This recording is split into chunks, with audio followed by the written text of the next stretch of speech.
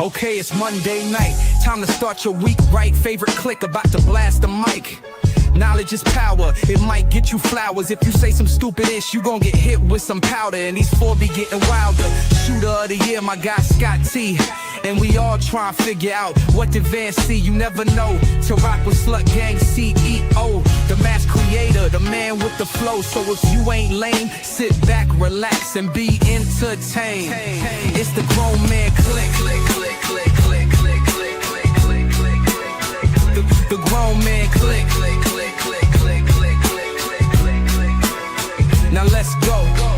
The grown man clique, the grown man clique, the grown man clique, the grown man clique, the grown man clique, the grown man clique. Now let's go. Now let's go. Now let's go. The grown man clique, the grown man clique, the grown man clique, the grown man clique, the grown man clique, the grown man clique. Now let's go. Now let's go. Now let's go. Now let's go.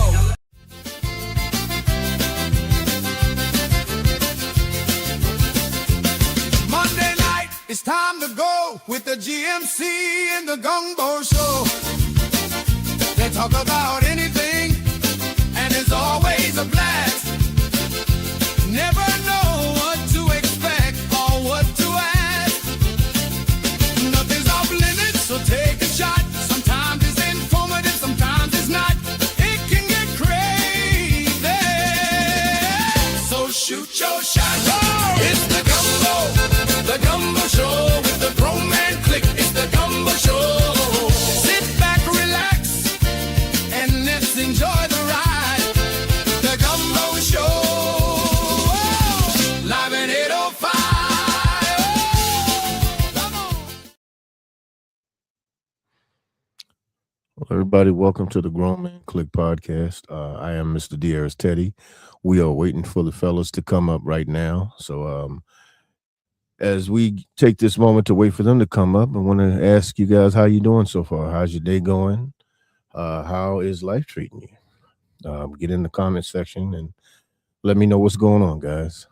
Like I said, we are waiting right now for the fellas to cut on up here, and I believe that is them. There they go. What's up, brother? What's up, everybody? We were live at 8:05. I was just running my butt off because I had a busy day, and today we are in a little different location today, just trying out something new. You know, this is the new Red Room on the podcast. So welcome to the Grown Man Clique. I am your host, the mass creator, Mr. J.I. Then on the screen, the gentleman who so eloquently brought us in tonight, one of my ace boon coons from a long way ago. That's an old saying, right? Ace boon Right. coon. That is my boy, Diaz Teddy, proprietor of Cakes and Crumbs, the man who has more sense than you can even think of smelling, the man, the myth, the legend who started the Sophisticated Grizzly podcast, Diaz Teddy. What's up, man? What's happening, brother? How you feeling? Now, I'm doing great. It was a busy day, lot going on. So, you know, I got a little bit behind, but I had to make sure that the show went up. We will have Rich joining us in a little bit. He's on his way. Bryant had an event tonight, so he couldn't make it. So, you know, we doing it the old school way. We doing it like with me. But as we do at the beginning of every podcast, we toast to a good show because we want to have a good show. So lift a glass of what you like to drink the most and toast to a good show. We say clink, clink, drink, drink. Drink, baby. High quality H2O. So tonight, as usual, the lovely Miss Sheila is behind the ones and twos tonight, taking care of all of the technical aspects. But so I know you had a busy weekend. So what has been going on since the last time you were on Grace the stage here at the Grown Man Clique? Well, of course, we had a show that was supposed to have happened on Saturday. The show got canceled the night before. But I will have to say this, Elite Styles Corvette Club, shout out to them because even though their event couldn't go on, they went on ahead and purchased half the cookies. And then, of course, shout out to my guy, JB, because I went over to his shop where he was. And, you know, the barbers and people who were getting their hair cut, they bought cookies, and then I went to another barbershop, and we sold out. We were able to sell out all of the cookies on Saturday, so that was amazing. And then on Sunday, we had another situation where I was supposed to go in studio with our guy, Poppy the Bear, and some things had come up to where I wasn't able to go in studio, but we decided to go at 8:30 live yesterday for the album listening party of Tedro Barrington III, my new album out available on all streaming platforms. And he couldn't get me up on screen. So, Damn. but for me, it was the fact that people was listening to the music. That's all. Right. That was the most important thing to me. The fact that people were listening to and vibing to and enjoying the music. So that I didn't need my face on screen. I didn't need a whole bunch of accolades and all that other stuff. It was the fact that he took the time to have an entire one of his shows dedicated to my album. That's all I could ask for. That was on point, man. I appreciate it, Poppy. Yo, you getting them flowers tonight, my dog. Yeah. What's up, And Mr. salute to Mr. He said he's in the house. Salute to the chat. Bring them cookies Saturday night. Housewarming, rain or shine. Come through if y'all free. Hey, if I'm free, I'll definitely try. Me and the missus can try to come through. I know we've been trying to hook up with y'all on a social tip for a minute, so definitely. We're gonna try it. We're gonna see if we can swing through there. Both of us. Good, brother.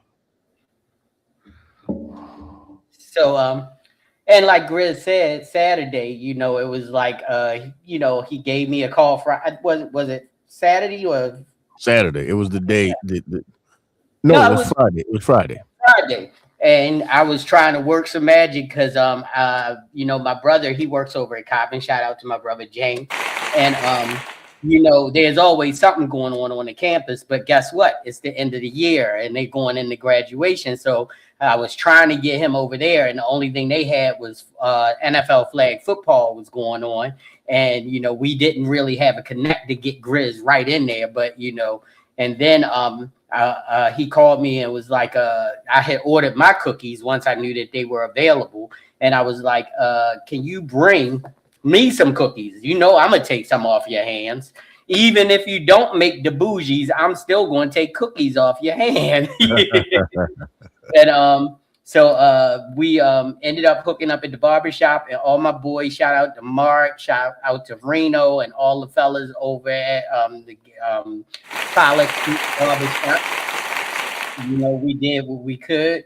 And we made sure that you sold some cookies. And then people was a little reluctant because they ain't know Grizz. And then once I left, I'm sitting in my office, Grizz all the way back at the bear cave, and they gonna be calling up, you got some more cookies?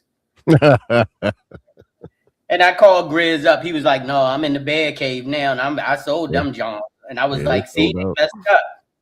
So but let me tell you one thing, Grizz, dumb oatmeal. I want to apologize because I had every intention. I was home yesterday when the show was supposed to go on. I kept looking at the reminder, knew it. And guess what my ass did? I fell asleep. I was asleep till like 9:30 last night. That's cool, brother. I was like, God damn. Then I said, okay, I'm going to listen to it today in my office, right? I never got a chance to because I did have a shoot this weekend. I shot the lovely young lady Bria. She is graduating from Coppin State University, and she asked me to do her graduation pictures. And because it's so close to graduation, she immediately sent me to edit. So I was spent most of the day editing her pictures and stuff. So toss them on in, baby. I'm gonna catch you. Toss them. Shout out to them brownies. Yes. We got them right here. Cakes and crumbs in the house. I asked her to bring a box because I hadn't eaten yet today. So which ones did she bring me? She brought me the Royal Toffee Crunch. Oh shit, that's gonna go good with this tequila. So, but I ended up shooting with Bria, and tomorrow I'm shooting one of her classmates who actually knows me, and I did her Sweet 16 pictures in the old studio. Oh, and she was the one who referred her, so thank you so much.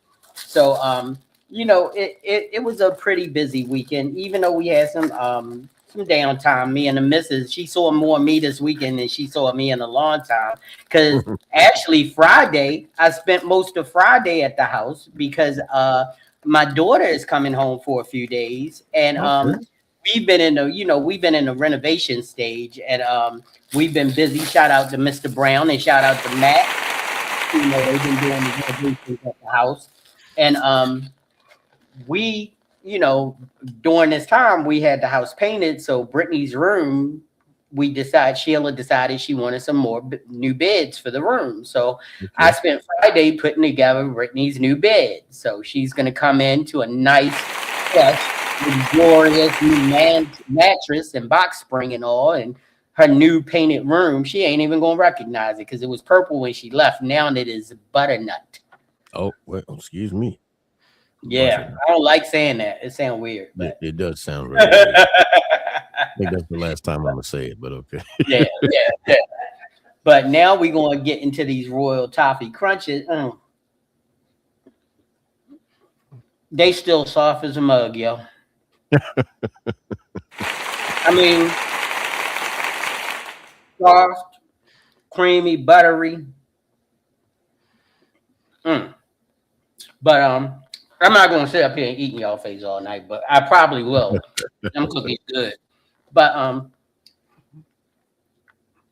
that's about it as far as my weekend. It was pretty quiet.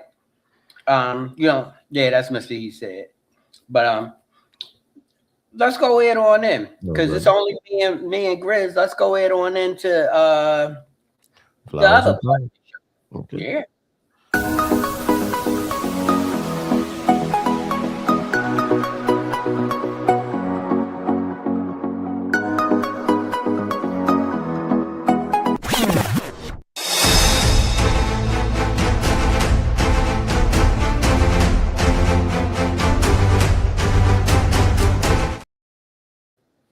That's right. It's flowers and powder. That's your right.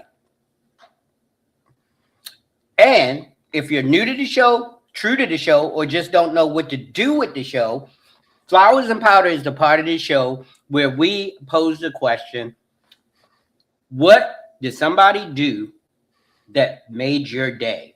And if they did something amazing, you can give them flowers and we give them a thumbs up.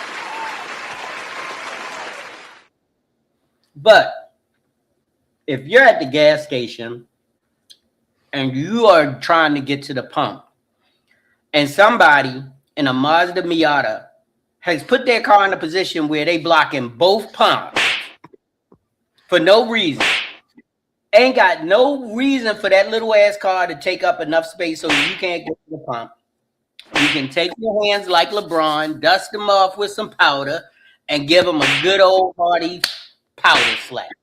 And that's Flowers and Powder.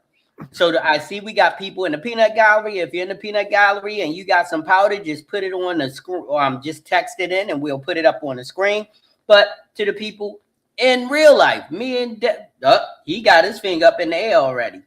Right. Go ahead, Chris, give it to him.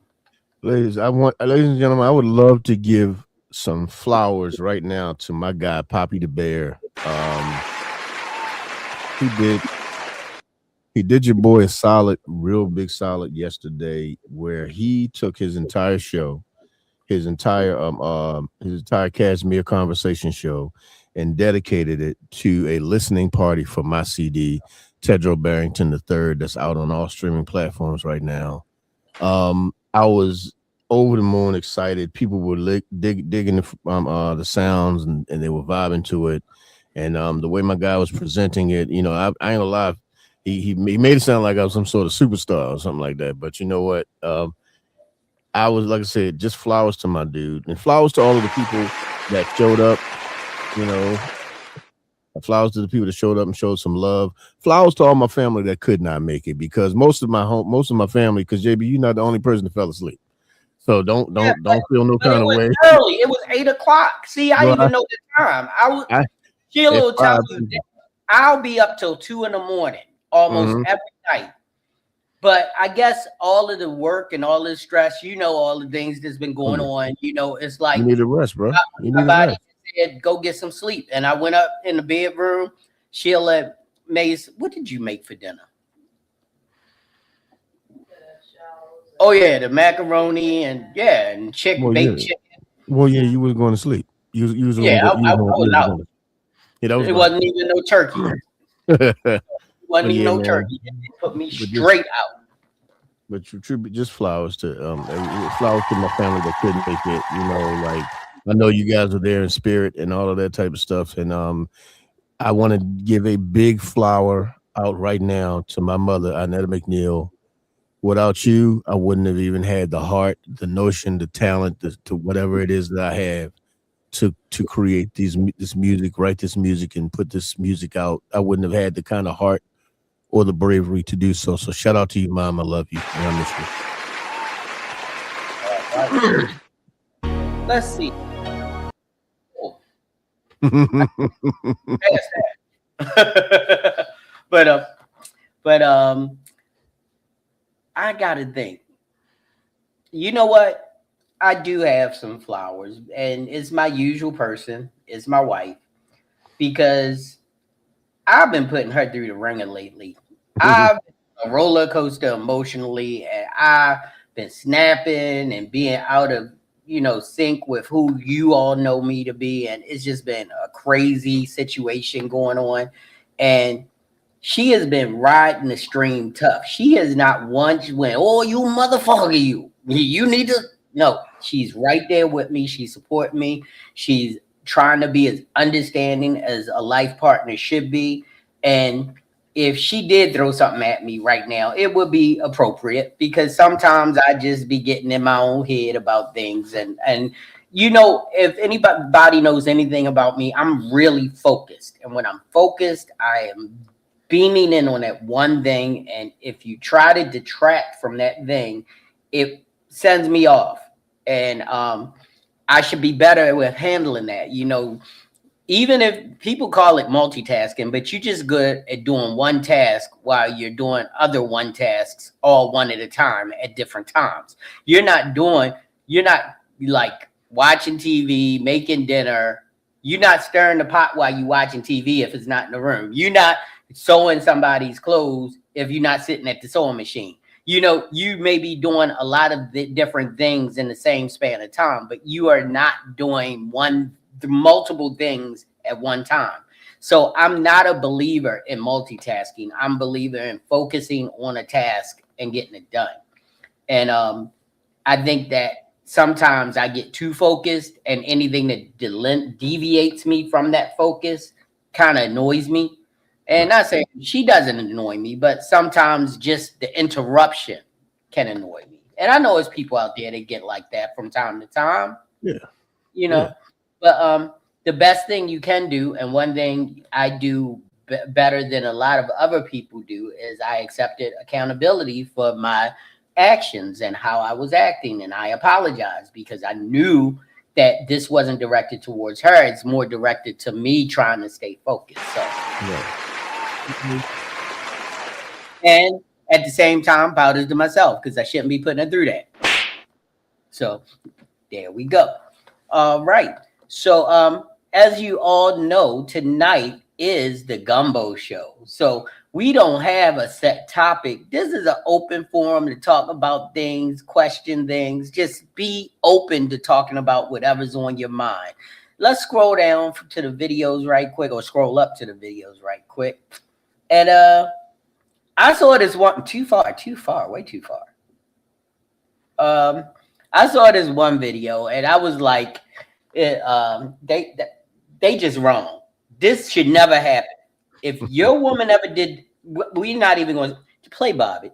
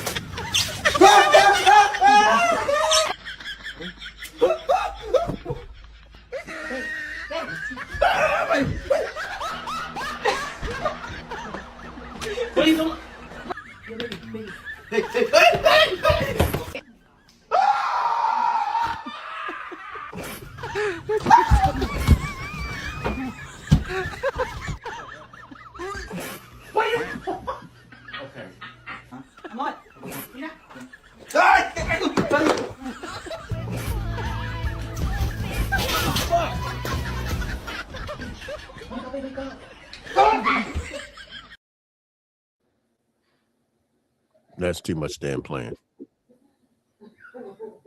That's That- too much damn playing. That, Now, if one of them guys wasn't like at least somewhat sound of mind, that could have turned out real bad. Kimber Rogers, I would have to be a little bit more up on what the debate is. I can't speak on it because I'm not sure what the debate is about her. JB, did you know? I think I know. They're saying that she has a doctorate, and nobody can figure out where she got this doctorate from. And she has not been as forthright with information saying how she obtained this doctorate. Right. Even, if you don't know, she is the wife of Pastor Jamal Bryant. Okay. The same one that we had the dress debacle about. Right.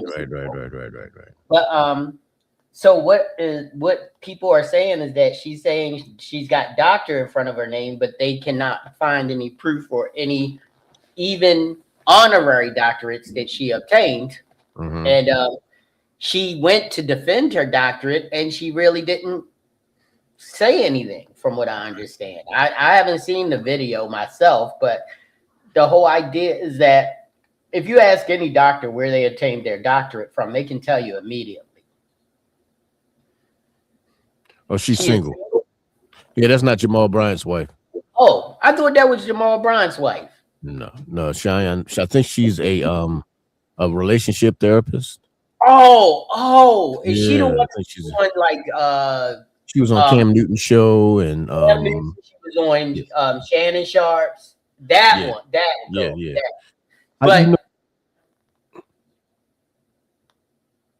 But she's actually she actually likes the ladies. Okay, all right. Yeah, she likes the ladies. Okay. So here, my thing with that is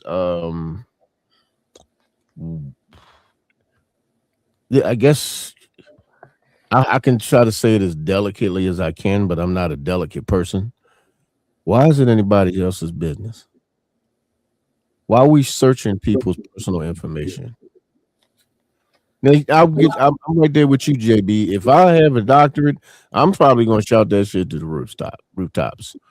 But at the same time, you don't think it's a little bit creepy looking up people's personal information?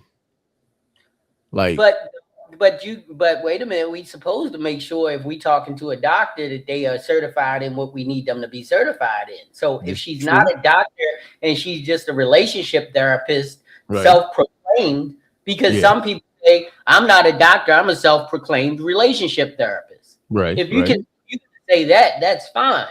But just because you read the same books that doctors did and you studied the same words that doctors did, if you didn't do practicals and you didn't do the same things they did to obtain their degrees, you're not a doctor. It's insulting to doctors who actually put in the work. I get what you're saying, but I think I'm at the point. I guess the point that I'm making is I'm not going to go. I don't see me going to sit down with Cheyenne Bryant. And I'm pretty sure some of the people who are not who are looking up and checking on her information, checking her credentials, none of them probably even qualify to sit down with her. But at the same time, like I said, I'm speaking on both sides. If you are not an actual licensed therapist, you know how this world is. You know how the people are in this world right now. You know that if you say something, people are going to go check. This is one of the reasons why I watch what I say and I don't bullshit, because people nowadays will check. They're gonna check on you. They're gonna check up on your information. They're gonna check up on your words that you're saying. They're gonna check up on to see, if you telling the truth, if you're lying. And right now, you've been on a lot of different platforms, and you've been speaking very candidly about a lot of different things that, granted, the people are inviting you up there and they're asking you these questions. But if you are coming out to people saying that you are a licensed psychologist and a She is therapist, licensed. She's okay, licensed as a psychologist, but okay, she's not a doctor. okay. Because So, you can and get I think you could get a AA degree in psychology. okay, but that doesn't necessarily mean you've gotten your doctorate in that No, field. no, no. You Yeah. just study psychology. Well, see, and that's the thing for me. Like I said, I'm not one unless I'm going to use that person's services. I'm not one to go just checking people's information on the internet. That's just it's a little weird to me. But that's just me. That's how I move. But everybody else can move how they need to. Go ahead. Kimberly said something else. As a doctor or having a doctorate, that information is public. The algorithm places her in public eye more than ever. However, her dissertation cannot be found, neither can any of her credentials. Ooh, She isn't licensed, though. I thought, ooh, ooh. Okay. See, that's what I'm saying. You can't be sitting on all these platforms and having all these conversations because think people pay attention to the words you say out your mouth. Now, like I said, right. I'm not one that's going to look up a person whose services I'm not trying to use. But at the same time, you put yourself out here on the information highway. You put yourself out here on this internet. When you do that, you put yourself up there for scrutiny. You put yourself up there for people to look and see what you got going on. And if there's no record of what's going on, they're gonna dox you. What did Rich say? She studied what? MFT. That's a WWE thing. My family tree, bro. Oh, okay. But see, that's the whole idea. Because I put myself out there. I thought I knew who she was, and I didn't even know who she was. Because y'all know, for me, we Mhm. don't really hit the hot button topics too much here. So Yeah. we try to stay out of that frame. But Kimberly is a new member. She just she joined and subscribed today. And I talked to her early. So she's got to get used to the ramifications of how we work. Yeah. The reason why we try to stay with topics that much, unless it's just screaming at us, is Mhm. because everybody else is beating a dead horse. They're just Right. beating till it is dead. So we try to come with a fresher take on things that most people aren't talking about because that sets us apart. But I It mean, is a thank hell of you a for bringing conversation that up, topic. Kimberly, because any part of the conversation that you can add to, we definitely gonna go down the marriage family therapy. Yeah, whatever, bro. I know what you mean, Rich. And now she's beautiful. Check the science. They are saying no one checked her because she's beautiful. Nah, Probably. you know what? Believe it or not, that there is such thing as pretty privilege. There's a such Definitely. thing as pretty privilege. So there are certain people who are gonna be able to get away with certain things, and only when they piss off enough people will people start to check their credentials. And so yeah, so if she's in the hot seat right now, she's gonna have to find a way to either backtrack or show the proof. If you have the proof, show the proof because you put yourself out there. Right. Once you put yourself now, if I'm private and you're trying to find my information and put me out there, then we have an issue.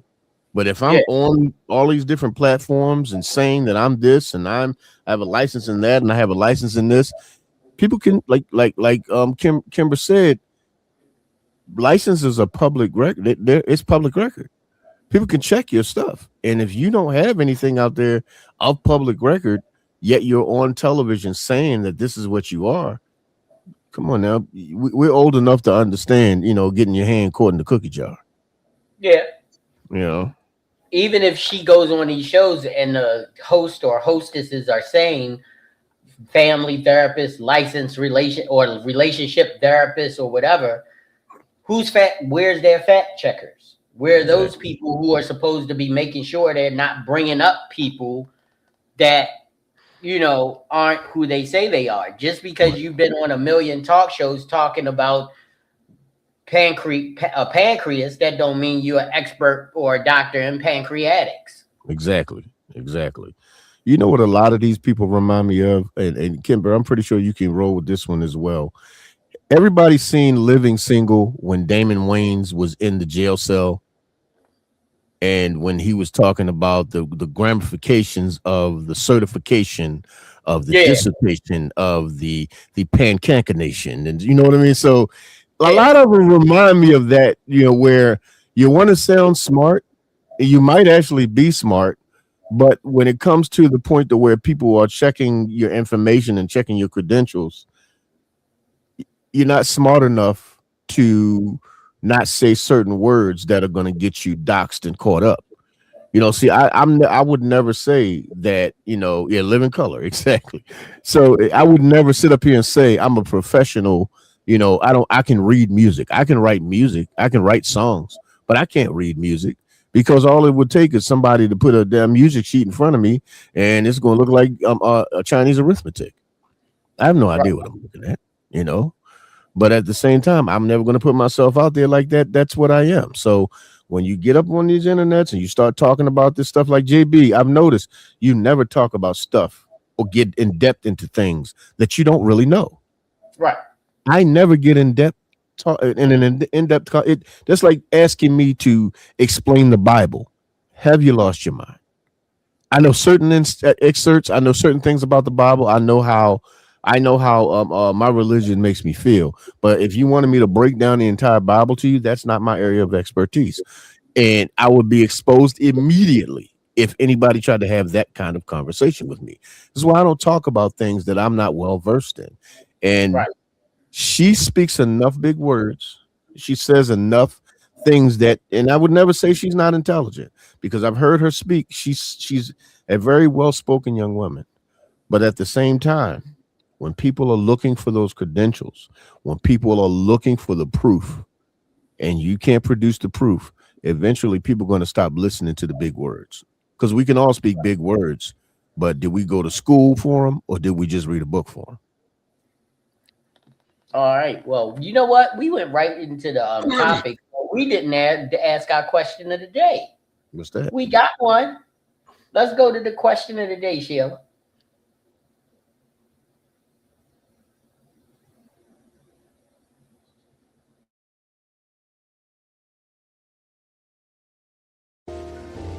What's something that was completely out of character that you did?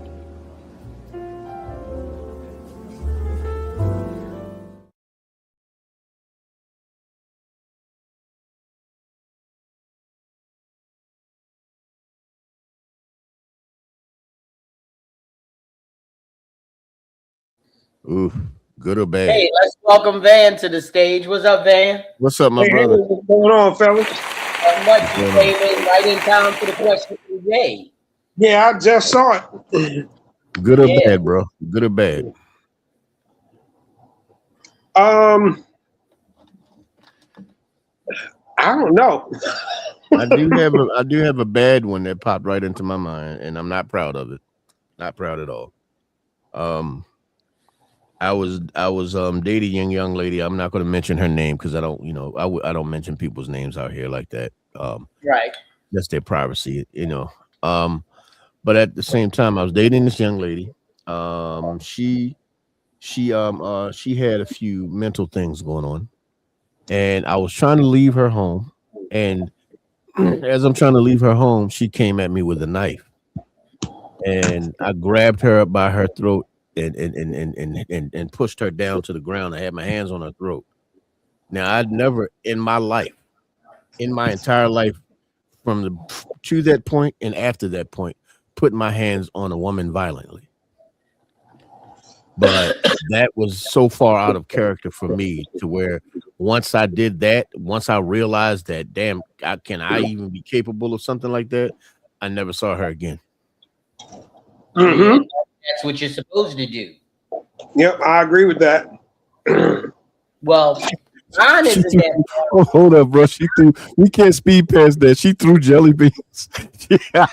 Had a car that cut me off. I'm gonna start calling Miss Kimber Jelly Bean.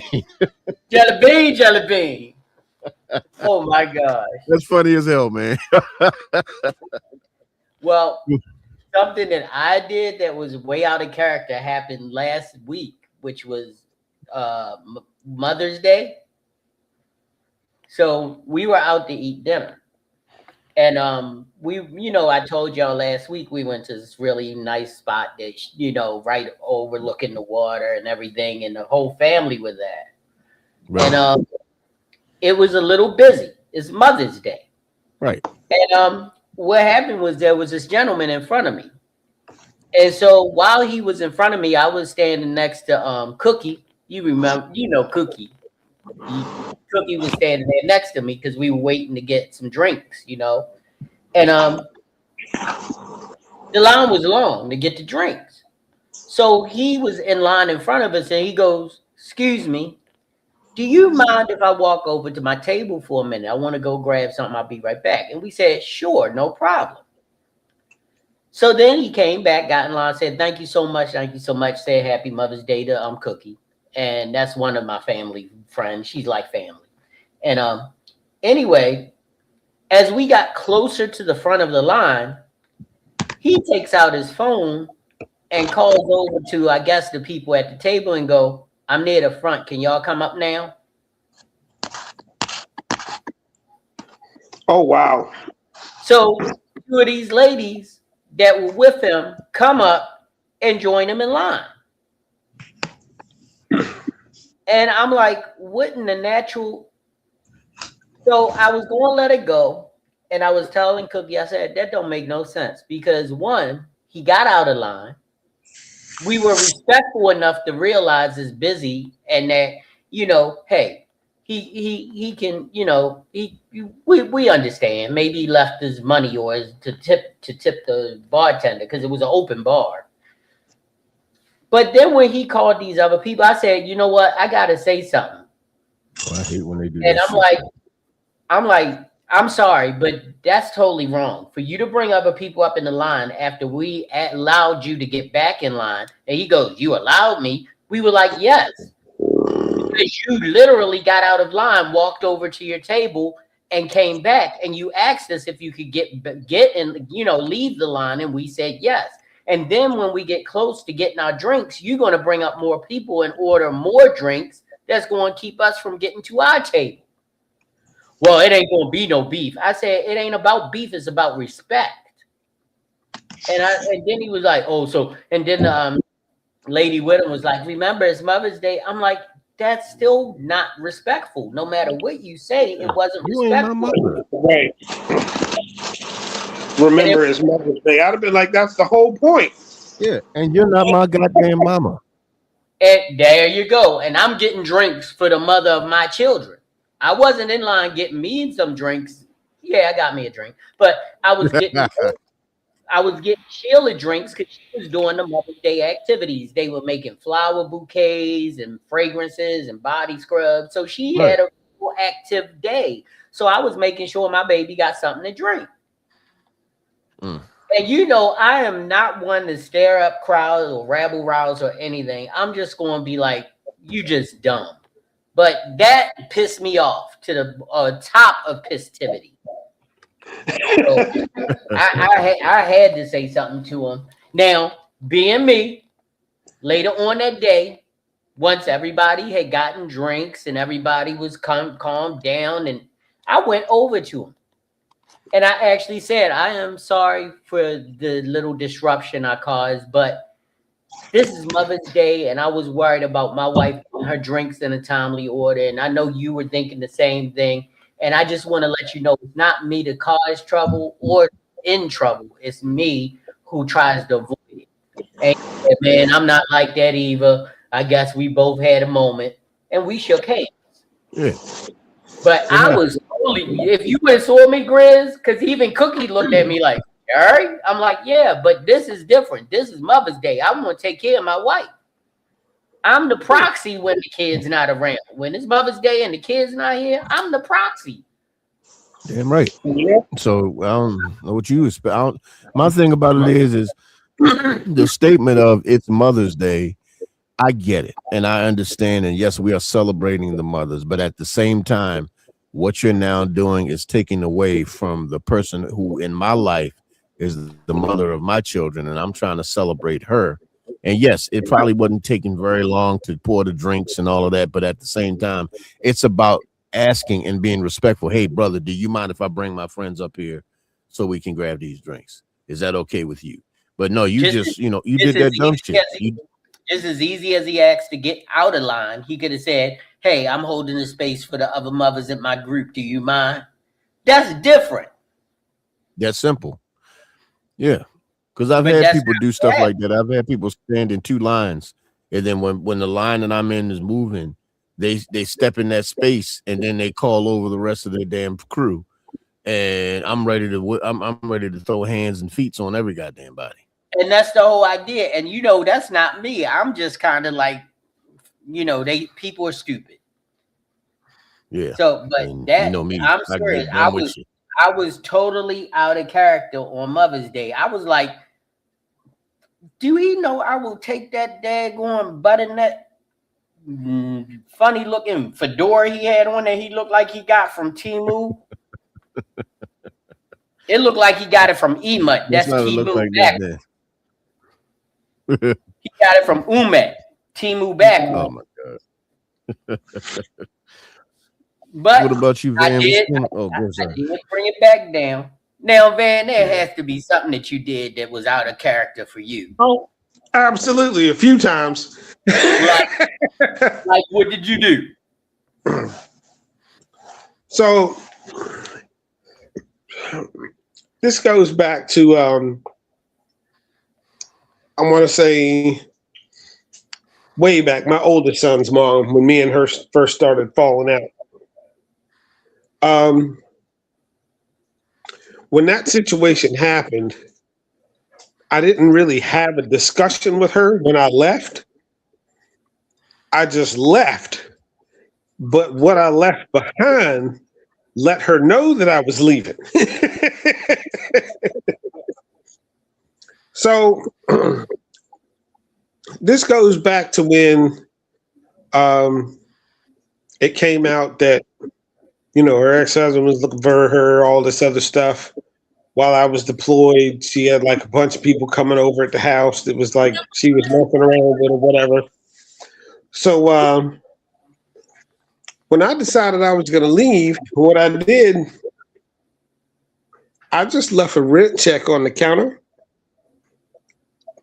1 month's worth of what the average electric bill was. Packed all my stuff in a U-Haul. And when she came home, I was gone. Dang, you did it like what's his name on Harlem Nights? Yeah, it's me. Yeah, I'm not coming home. Take care of yourself. Here's a rent for 1 month. Right. This was one of those situations where I took the kids with me. The kids came with me. So she came home to a completely empty house. And that's how you do that. Yeah. Dang. So all of us have had instances where we acted out of character. That's a human nature. But you know what is bad? When you don't know that you're acting out of character. Yeah. When you don't know that you're being, when you don't know that your actions don't meet what people usually see of you. Right. Or maybe you've been, as we used to say, especially on our relationship shows, you've been introducing us to your representative. Mm-hmm. Yeah, showing your avatar. Yeah, if people are always constantly getting out of character, then guess what? That ain't you. What you're doing is you.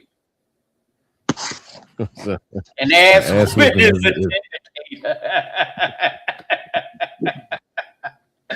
Definitely, because it was like I really felt like I might get thrown out of Mother's Day brunch. My brother said we need more ass whippers in 2026. I agree. We should have designated drive-by ass whippings. I believe that should actually be on the books for 2026. Designated drive-by ass whippings. Drive-by ass whoopings. Oh yeah, drive-by ass. The thing about it is, people just jump out, whip ass, and get back in the car, roll the hell out, or just hang out the car window, smack ass. Oh, I want to ask y'all something. I know Van may not have seen it, but for the people in Baltimore, this was some. I don't believe the character that this man portrayed on TV the other day. So there was a shooting on Caton Avenue where the police actually had to shoot an armed suspect who was shooting at them. Okay? Right. So the deputy commissioner of the Baltimore City Police Department, Kevin Jones, stepped up to the podium. And he explained in epic detail, we were called about somebody in mental distress.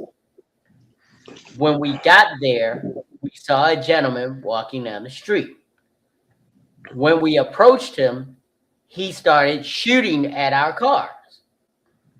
We then tried to de-escalate the situation, but he would not relinquish his weapon. He started shooting again, and 2 of our officers returned fire, rendering the subject down. We went over to render aid. He was taken to a local hospital where he was pronounced deceased. Okay. The first question was, who fired first?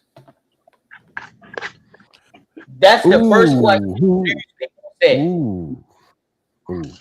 He already said we were in our cars and this guy was shooting at us. Then the next question was he taken to a local hospital? And he was like, yes, he was taken to a local hospital. And they said Sinai or what's over there over off of Caton Avenue? St. Agnes. St. Joseph.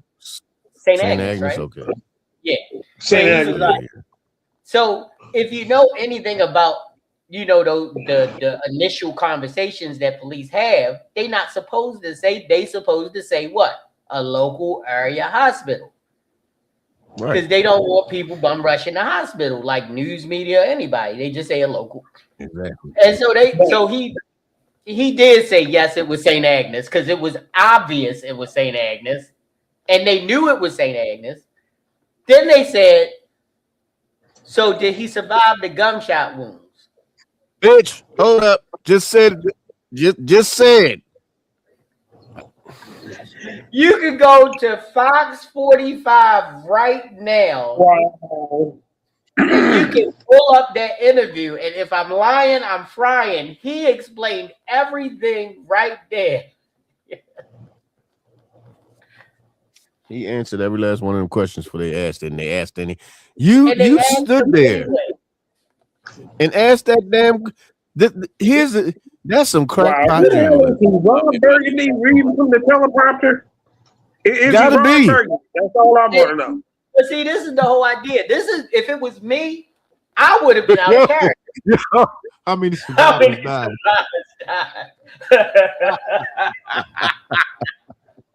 See, if that was me, I would not be in charge of anything after that interview. I would be like, bitch, did you hear what I just said? Right, I couldn't. Yeah, I'd have been like, you know what? I lived a long life, and I've heard many things in my lifetime. That may have been the stupidest fucking question I've ever heard, ma'am. So thank you for giving me something brand new to see. Yeah, an adult that's completely and totally stupid with a press ID. Jeez. Wow. Damn. I mean, if it was me after I asked them questions, this is what I would have said. Got me fucked up. Got me fucked up. Got me fucked up.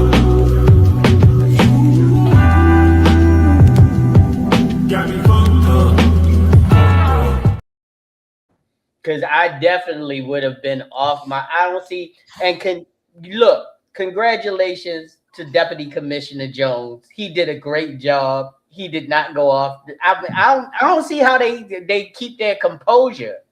I don't know how they do it. I think I'd have been like next. I would have been like, you know what? Here's the thing. You're asking me these questions. I have a question for D. Do you have a DVR? You just need to go home. Yeah. And watch. No, me personally, I'd have been like, my boy from Tribe Called Harris, Mr. He said he took it to the Danny Glover. I'm too old for this shit. Yeah. Right. And me personally, I'd have been like, well, I already know you recorded it on your phone. Why don't you go in the bathroom and watch that all over again so I can get to the real questions? Right. So let's brighten the mood. So I didn't mean to bring that up, but it was just like one of those moments where I was like, what the fuck did they just hear? I heard everything he said. Let's go to this video, Sheila. Hey, what's up, Anthony? How you doing? That's my boy Anthony Hunt, male model extraordinaire. You guys definitely check him out. He's doing some things meant for male models. But can you go to Too Hungry? Why you do that? You out there chewing the bone, bro. I'm scared of you. Brother, I'm scared of you. You need to get some help. Why is you chewing through bone? Like you can't be that hungry. You that hungry? Play it again. Why you do that? You out there chewing the bone, bro. I'm scared of you. Brother, I'm scared of you. You need to get some help. Why is you chewing through bone? Like you can't be that hungry. You that hungry? You gotta be kidding me. What the why? Wow. Why? Mr. He said gonna say he's from Alabama.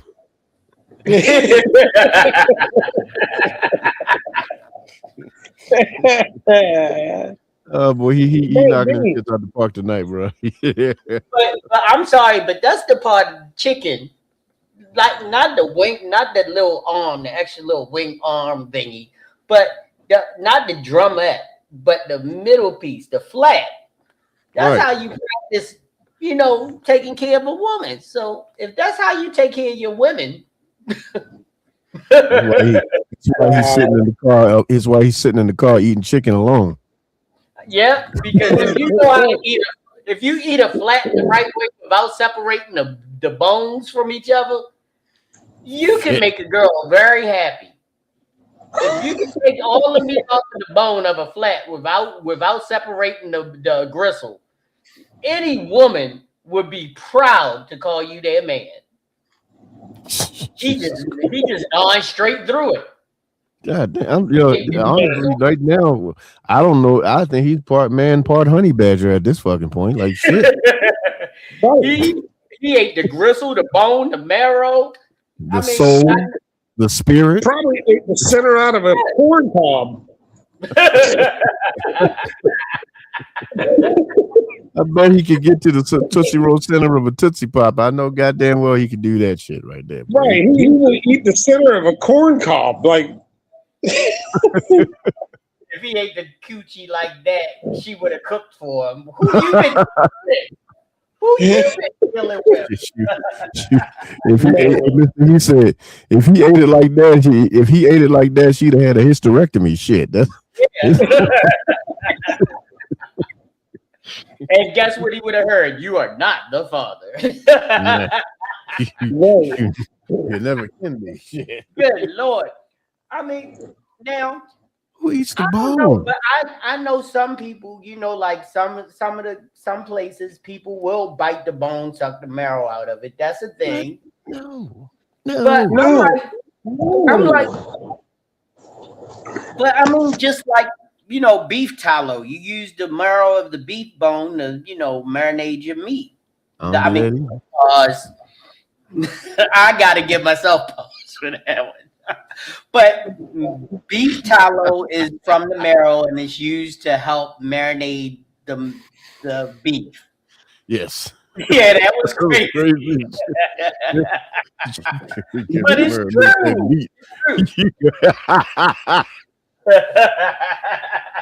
Well, you gonna marinate that meat? That's shit. But you know what, bro? I know. Down that road, I feel it coming. I'm not. There's nothing that has ever in my life, and I'm a big guy, which means I have not shied away from too many goddamn meals in my life. Right. But I ain't never ate no bones. I have never. And here's the thing: if I ate a bone, it was a fish bone, and it was by mistake. Because you don't always catch the damn bones in the fish. Sometimes you might catch a couple of bones here and there. But I know where the chicken bone is. I'm very aware of those. So I'm pretty sure I'm not going to run across a chicken bone and accidentally bite into it. Like this shit. All right. I got another one for y'all, and this one is going to make every mom in the room hysterical. Oh shit.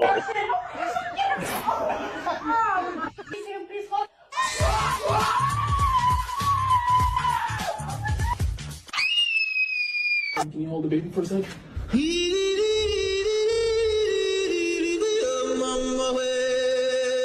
Get the baby real quick.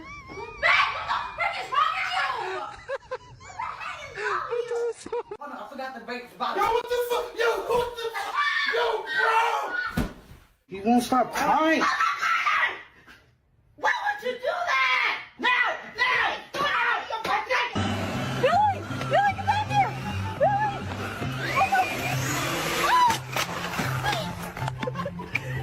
Just give her to me. Jake!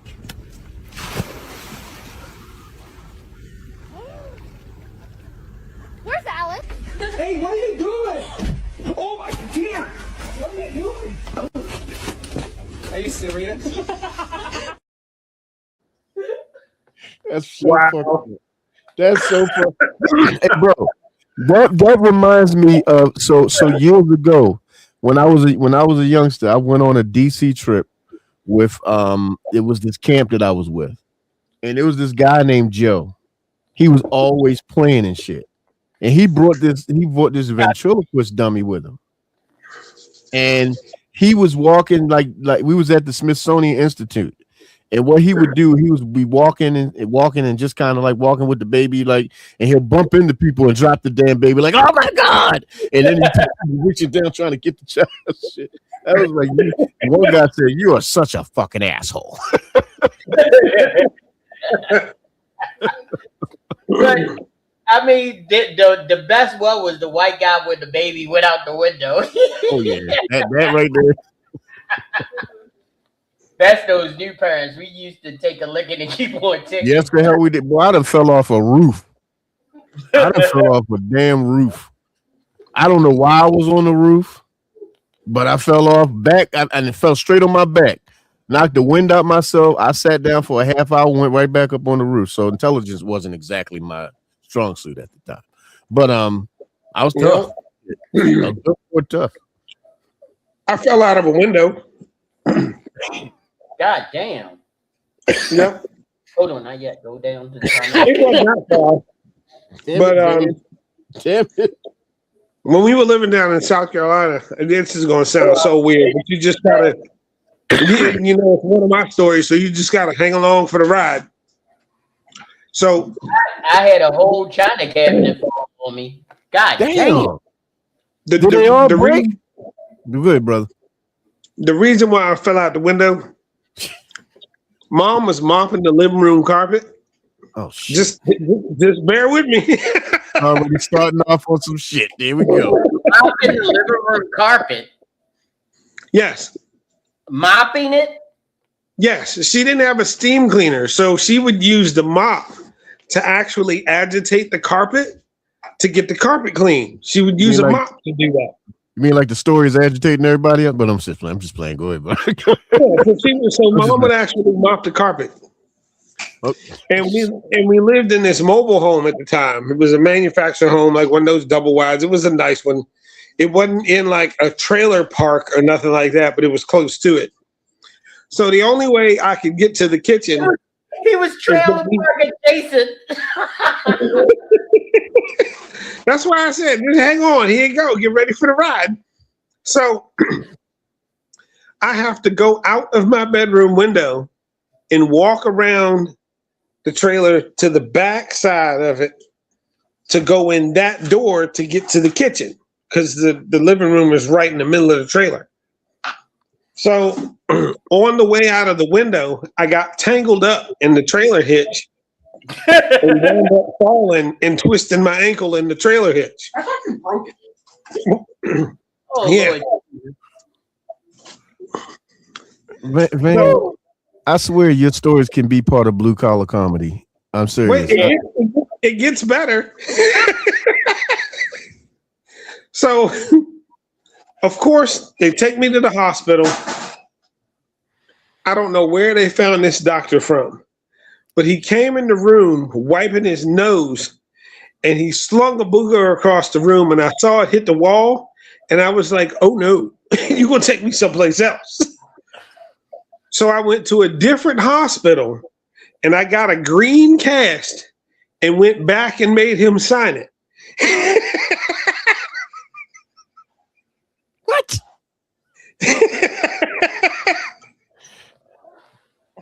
Oh my God.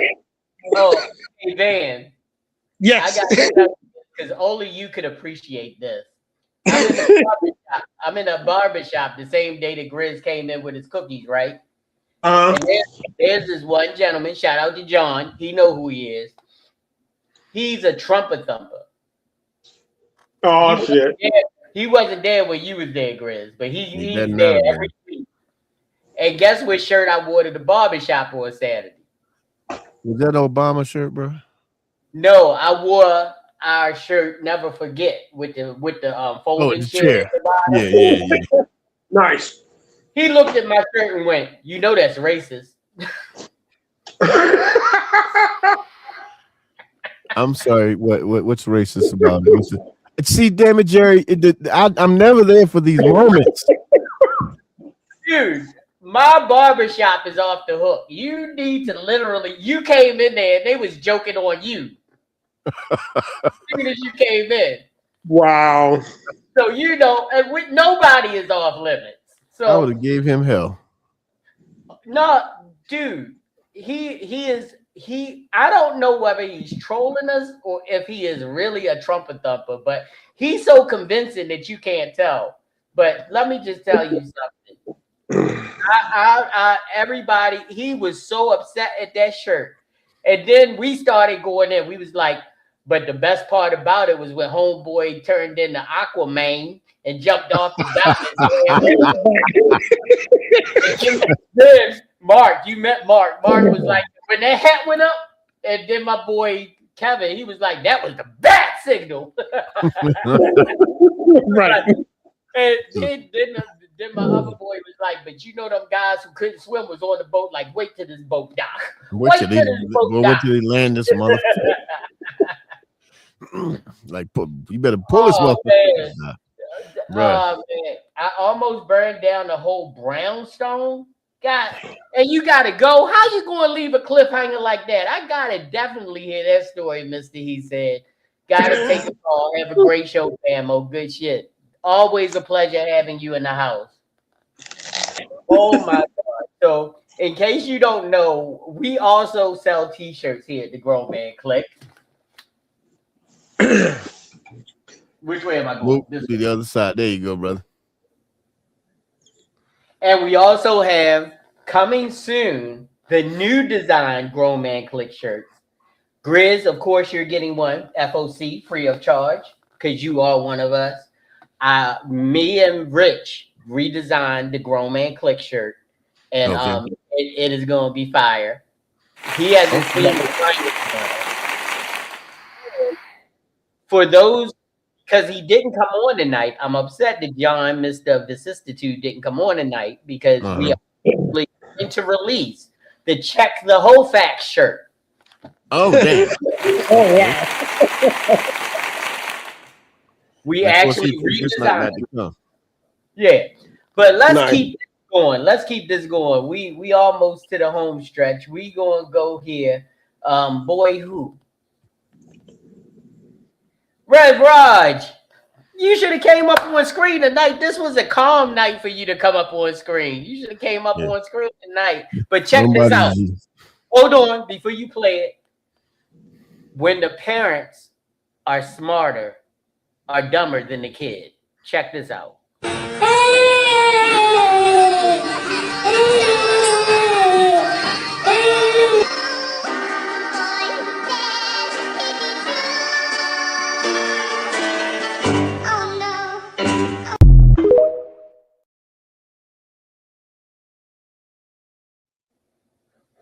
When the kids are smarter than the parent.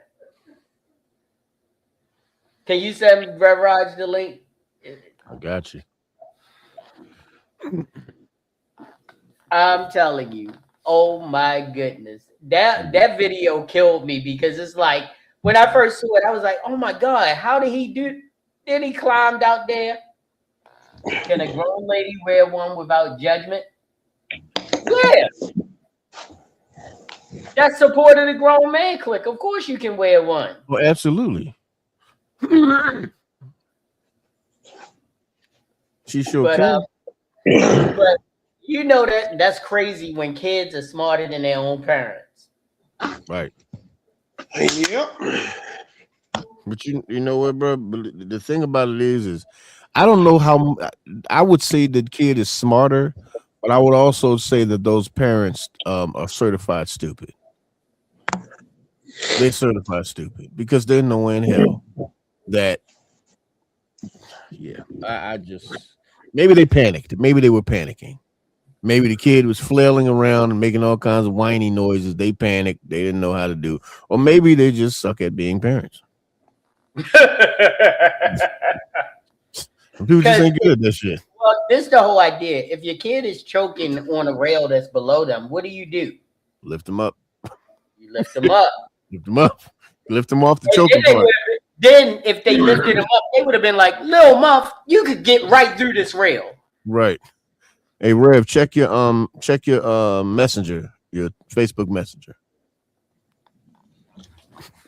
See, this was a good night for him to come up because all these topics was safe and sanctified. He ain't. Yeah. Ain't no damn hellions up here tonight. Yeah, I don't know what happened to Rich. Rich was supposed, speaking of Hellions, he said he was going to try to come in virtual because he said he couldn't get here. But you know, guess what? Chalk it up to little Rich, little Ray Shard. Yeah, I'm telling you. We told his ass that he ain't gonna have the free time he thought he was. Ray Shard. We told him. He didn't listen. Tried to tell you, don't want to listen. Your free time is done, son. Gone. Yeah, you don't know. Especially if you're gonna be a good father. If you're gonna be a good father, gone. Free time is what? There's no such thing as free time. The only free time you got is when you sleep, and then when the baby wakes up, that's over. Right. Look, this Rich Can I now. not clearly explain the circle of trust to you, Greg?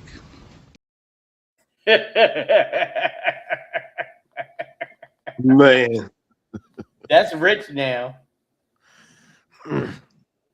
He don't understand that it's a whole different level of grown manness when you got them little children.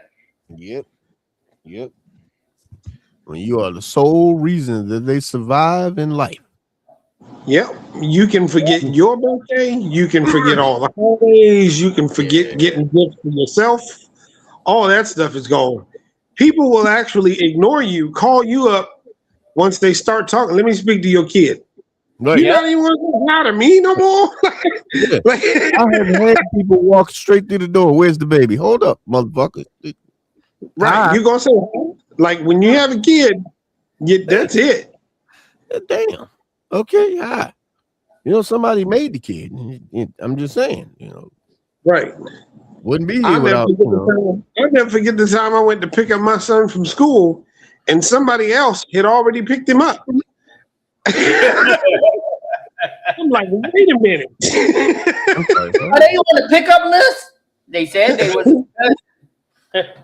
Boy, I remember when I went one time to pick my son up from school. Now I wasn't on. This is when me and his mom weren't together anymore, and I hadn't had to pick him up for school for a while, because we were in two separate houses. Just one time she needed me to go pick him up. She forgot to put me on the pickup list. They wouldn't even let my boy come see if that was his dad. Yeah. They were like, absolutely not. No, we don't know. And I kept trying to call her, and she's not answering her phone because of what she had to do. And I'm just kind of sitting there, and then eventually, I get a call back, and she's like, I'm so sorry, I forgot to put him on the pickup list, and this, that, and the third. I think I was sitting there for an hour and a half to 2 hours, and there it is. I told you, boy, you ain't got no time. You ain't got no time, boy. There it is. What's up, Rev? Hey, Rev, how you doing tonight? Hey, people. Sorry, Yeah. I am late. I had You a good, meeting, brother? but You good? I am glad to be here. Rich didn't know he was gonna have to pull his. That could be Rich's new nickname. No, Rich didn't know he was gonna have to pull his udders out. So No, that could be Rich's new nickname. We can just call him Free Time. there is none better. Red Lipstick Vibes is in the house. What's up? What's up, man? What's happening? I ain't messing with you, Rich. We're glad to have you here. If you have not heard the amazing conversations they have on Red Lipstick Vibes, you need to go check them out. One of the powerhouses of this community. You need to check them out if you like a good podcast, especially Kimberly. If you love a good podcast, you definitely need to check out Red Lipstick Vibes podcast.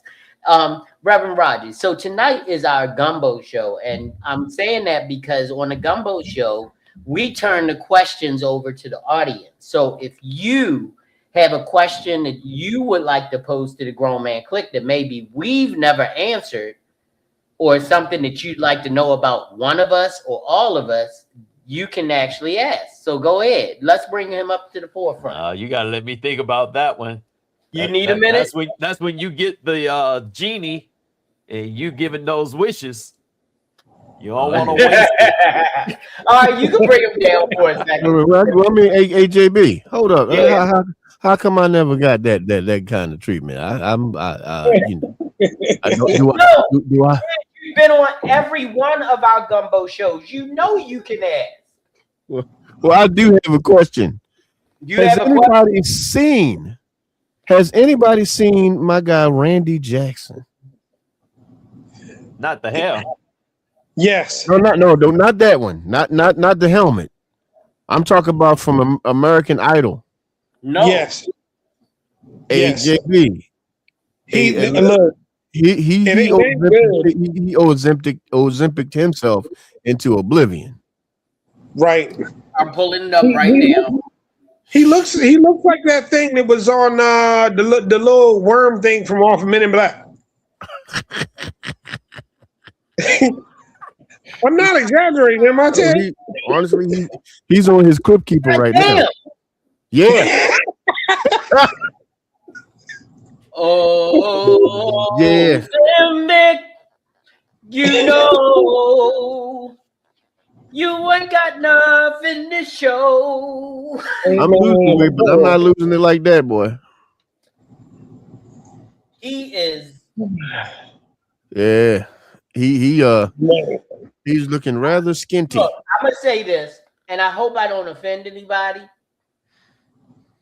but he look a little saucy now. Wow. He just looked like a big old dude before. Now he looked like. Wow. No offense. Hey, because he's married. I know he's married. I mean, nowadays that don't mean a whole lot. You probably still got soap on the rope. I understand that too, but I'm just saying, in his defense, He should have It at just least kept about 40 pounds on. it just don't look like the thing. There's a difference between weight loss and sick looking. Yeah. He looks Right. sick. He looks sick. He looks like he's unwell. He looks like when he enters a room, anybody over the age of 70 whispers what he got. No, honestly, he looked like he's about to open up the front door and be like, "You rang." Right. You look like Lurch. Because you know how older people are. You know how grandmothers and all the older people are. When something wrong with you, they never say it out loud. They be like, you know she got it. You know she might have that bug. Yeah, they whisper. Saying, man. So I watch him. Why don't drink after him. That's all I'm saying. Don't drink after him. Right. Look, But you the can't head- cancel us because guess what? We uncancelable. You just We pulled are it up, huh? gonna be here every week. You can't Rev, you cancel. just pulled it. He look bad, bro. He look bad. Go break your neck. Put the head so big. Yeah, right. And I was watching. I don't know if any of y'all know who. I'm pretty sure everybody at this point know who Shula King is. Shout out to Shula King. He made a joke about him. He said, "Man, he said this is how you know this Ozempic mess is a little bit too much. That man lost weight in his nose. You ain't supposed to lose weight in your nose." True. See, if Very, Mike very Jackson would have waited, he could have took Ozempic. Ah, shit. Wow. Shout out to Michael Too Jackson. soon? Too soon? Too soon? Might be, just might be, just a little bit. He's been dead for a decade. That is true. But you know how the community feels about Mr. Jackson. He was one of the most amazing performers, and we know he had what was it, vitiligo, but Yeah. he also had surgery too. Yeah, well, yeah. Yeah. A few of those. He even wrote a song about Vitiligo it. comes from the He doctor. wrote a song about it. He said, "You are not a nose. You are not a nose. Wow. I can't breathe with you." I'm mad that there's more lyrics to it. That's the part I'm upset about. It's not just a one-off. Far apart. Now we just won from Well, the you know start. what? Kimber's right. He did have weight loss surgery too. Like he had the weight loss surgery. Like did he get the lap band? But look, let's just be because Al Roker don't look like that. Yeah, See, Al that's what- Roker don't look like that. Look, that's what them old black ones would say. He got the gap band. What he get? They dropped a bomb on him. They dropped the bomb. Wow. Now, wait a minute. Y'all said y'all were good. And We I are get being on and it good. goes off the rails. We aren't off the rails. We as good as it's gonna get. That's all. Okay. Hey, That's- Jesse, I how got you you. doing? What's up, Jesse? No, this is Oh, gastric good. bypass. Oh, yeah, the gastric bypass. So gastric bypass. I'm not going up here Now, for this. Kimber, let's be real. Gastric bypass is not going to give you skeleton knees. Skeleton knees, yeah.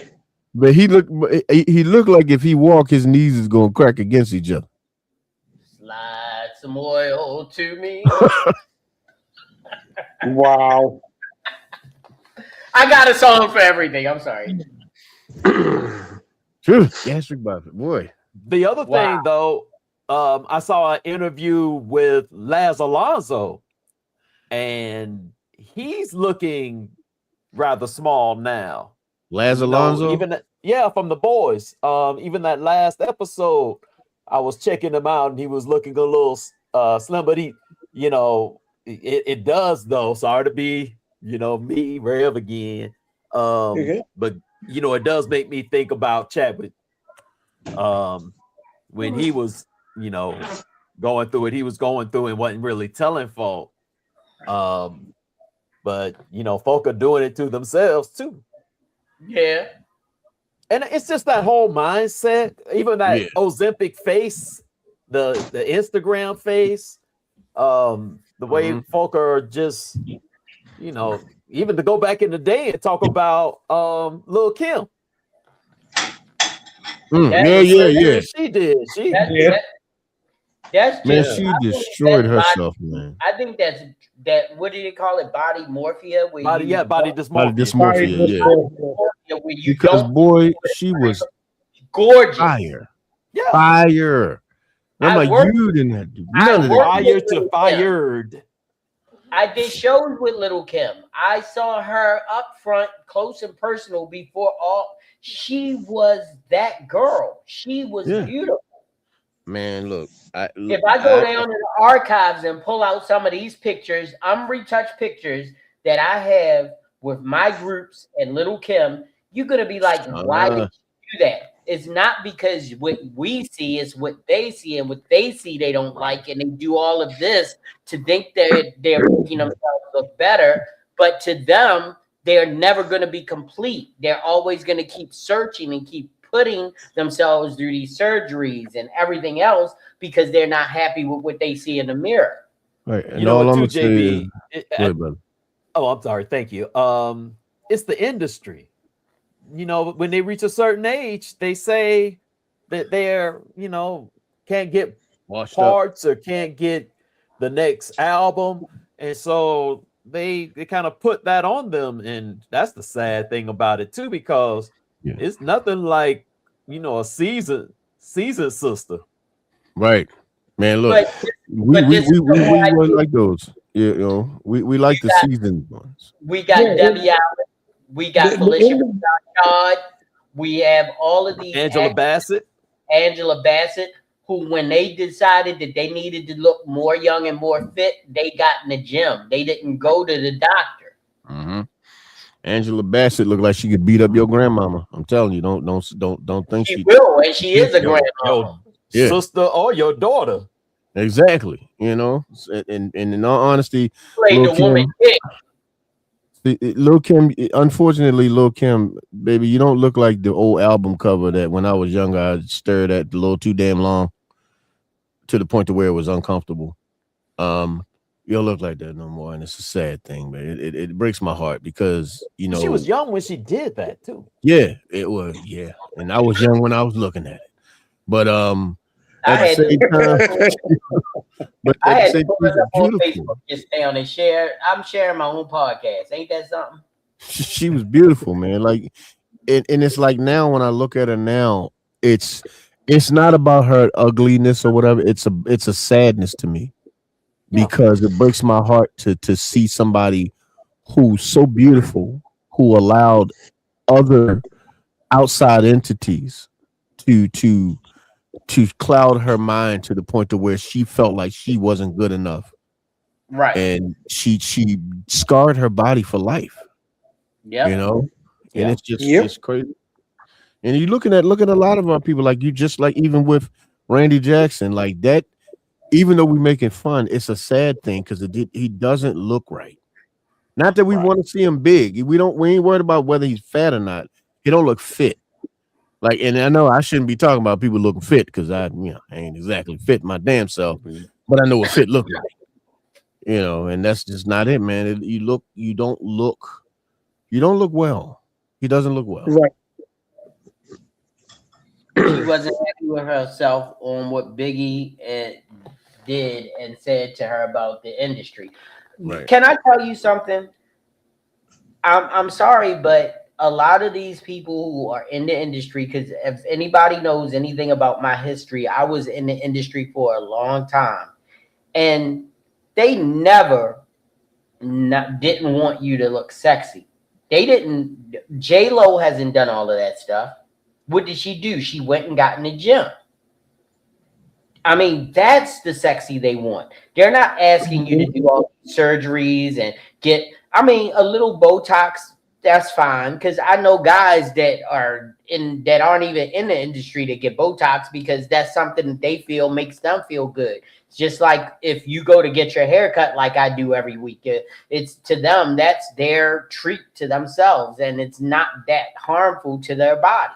Right. But the thing is, when you think that you have to do these extremities to make yourself relevant, then you've missed the point. Because at any given time, whenever you're ready to, you can say, fuck that, no. You can say, I'm not doing that. I'm sorry. Denzel Washington has never been in a bedroom scene with a white woman. The closest that he was the movie where he was with the girl who was Julia Roberts. No, there was no sex scene. That was I thought that was the closest. No, the closest was he did a movie down in the bayou. It was about the bayou. Oh, okay. And he was with that young lady. Mississippi Masala? I think so. Indian young lady. But the girl was she looked like she was all. No, it was Masala, because that was the Indian girl who was working in the apartment building. I mean, their motel.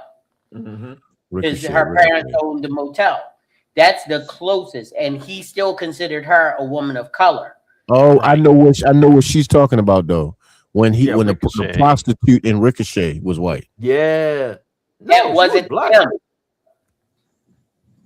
That was a body double. That was not him. That was a body double. Right. Okay. Yeah, because I remember that. I remember that scene where that's how he got the clap or whatever it was. Yeah. That was a body double. That was not him. It wasn't actually him physically him. It was just, I got you. He has never wavered from the fact that he would never be in a love or sex scene with a white woman. Not because he didn't respect them. It was because he didn't want that portrayed to the black women who supported him. I got you. And because he still got white women support regardless of who he laying down with. Women love him. Period. Yeah. The whole idea is when you're great at what you do. I mean, come on now.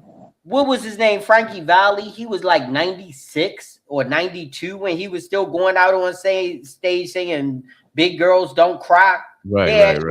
They actually had to prop him up out of his walker. Yeah. I mean, recently Frankie Beverly. They had to help Frankie Beverly on stage. Beverly. Yeah, they had to help him on stage, but he was still out there belting. And that's what I'm saying. The whole idea is that you can be relevant and you can still stay in your industry if you're good at what you do and don't rely on your looks and don't rely on your inner demons to feed what other people don't even see. Right.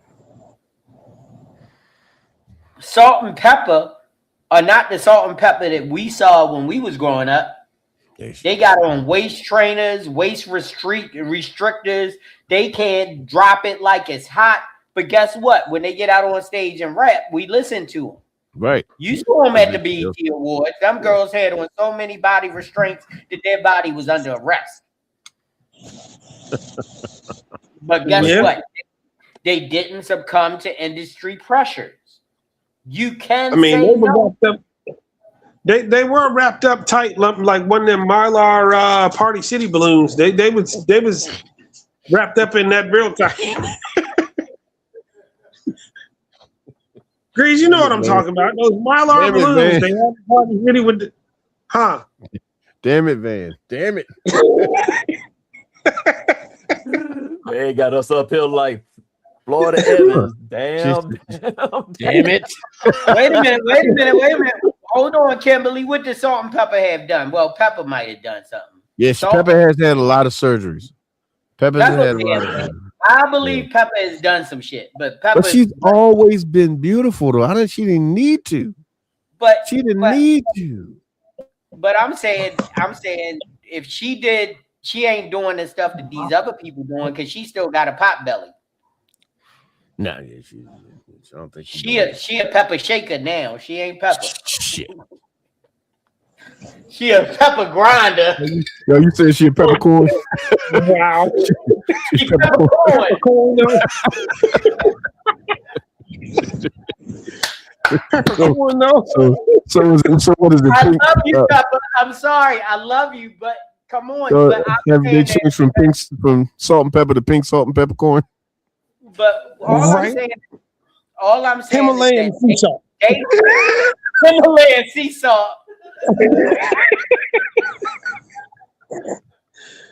Flip that. Oh, Wow. shit. Yeah, come on, man. Oh, Bell pepper. may not need to. However, he I wasn't was gonna say it out married loud. from Naughty by Nature, who always cheated. Bell pepper. Wow. Rev Rogers got Bell his pepper. punch. You ain't gonna get me to say it out loud. Hey Rev, you had time. Is there Now, any question? I do have something to say about what Kimber says. It may not have needed to. However, she was married to Tretch from Naughty by Nature, who always cheated. Well, if he always cheated, how come he kept on staying? You can't put that on Tretch. That's a choice that she made on her own. Shaker, he still has some grinding to do. He must have got a hold of a couple of big peppercorns. Them ones that don't grind up in the grinder. But see, Oh, this damn is it, the I'm whole sorry. idea. You know, you gotta support and you gotta because one thing you knew about Tretch was always in shape. Yeah, and Tretch was So- always a so- whore. So but I know, but okay. But what I'm saying is that if you want your woman to be in shape, then take her to the gym with you. Don't take her to the gym to eat. Right. Don't take her to the gym to pick up the young little whores that want to sleep with you. Take her to the gym and make her the woman that you want her to be. Mm-hmm. And help her become the woman she wants Wait a to minute. be. Let's erase that. Let's erase that. Don't make her the woman that you want to be. Make her the woman that she wants to be. Yeah, help her become the woman she wants to be. Because it's not about what we want. They have to want it for themselves. Right. Because if I make you lift weights, you're not going to get the results that you want. But if you lift them because you want results, you'll get them. Right. And the whole idea is that my wife will tell you, she asks me all the time, what about this? What about that? I'm like, I'm sorry. I still see you as the woman that I married. Right, that's man. Look, I didn't buy her clothes and she didn't laugh at me. She's like, you think I'm gonna fit that? You know, I have. Why would you? Right. But she's like, because I haven't been that size since Britney, you know. But I see my wife as the woman that I married 38 years ago. Yeah. And my lady, she be saying stuff to me, and I'm like, why are you pointing out stuff that I wasn't paying attention to? None of that stuff matters to me. You can point out as many things. I think I just answered that question, Kim. Oh hell yeah! Oh, for me, I'm married for better, and try to find a way to make the worst better as well. Because I truly feel like when you're intentional in your marriage, there's not too many things you can't overcome. There's not a lot of obstacles that you can't overcome. I feel like a marriage is not just about how much you love somebody. It's about how intentional you are about your marriage. You know, like there's work that's involved. Will you stop? Rev dropping dimes over here. Worse is better with her. That is correct, because I'm telling you, it's like at the worst times in my life, I have fallen more and more in love with the woman that I chose as my wife. And she will tell you that that's not something that I'm saying on the podcast. That's something that I say intentionally to her multiple times without any provocation. It doesn't have to be a act, something that she's done, an act or something that I need in order to tell her those things. Those are things that she's earned. Yeah. Well, can I say something? Go ahead. I'm sorry. But if you want to stay in that same space from when you first looked at them, If you want to stay in that same energy from the first time you laid together, if you want to stay in that energy from the first time that you looked at your first child or whatever, the only way is to always remember those instances. Yeah. If you ever lose sight of those pieces that made you relevant, then you're going to be what? Irrelevant. Right. You're not going to see what you saw. You're not going to want what you wanted. You're going to want something different. You want something new, something bigger, something smaller, something whatever.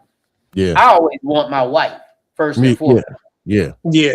But you know what, brother? Believe it or not, it's for me with my lady. It's very, very, very simple. Very simple. No one has ever been able to make me laugh like her. Nobody, Really? no one, not one woman that I've ever been around in my life, and I'm talking about from family to friends to countrymen. No woman has ever made me constantly laugh, constantly be jovial. I don't even use words like jovial. She got me using shit like that. You know what I'm saying? And so for me, it's just like with her, I cherish the peace that she brings.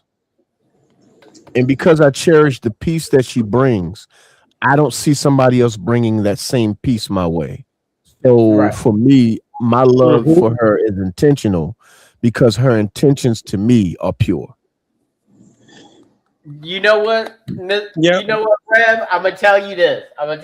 This is funny because I don't know if you've heard this because I've said it numerous times, but you just said, I told my wife when she leaves me, and I told her she can leave me, but you told her you're coming with her. And I have a different outlook on that because I don't chase anything. I've never chased anything. So if she's willing for me to go with her, that's one thing. But if your back is turned towards me, I'm not chasing you because that means that we are not seeing eye to eye. Don't worry about it. I'm out in front. Yeah, that reminds me of something. Come on, let's go to the Bible. Me too. You going to me too. What's her name? Wait a minute, Brad. What's her name that looked back and turned into the pillar of salt? Oh, Lot's wife. Lot's wife. Gave her name. You lie. You Lot's wife. You gonna look back. You gonna be like, you ain't going nowhere, baby. Hey, bro, let me tell you something. I told my lady there's two modes with the two of us. If you ever thought about trying to leave, we're gonna sit there and talk it out, or I'm gonna throw you over my shoulder and we're gonna work it out. Either way, you ain't going nowhere. You here. I'm telling you, you are here.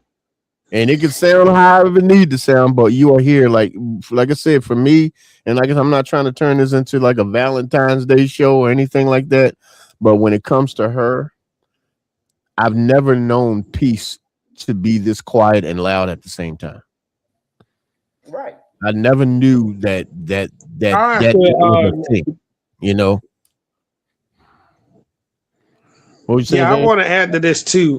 Something that my grandfather explained to me about what love is. I asked him that question, and I said, "How do you know, or why are you in love with my grandmother? Like, what's the reason behind it?"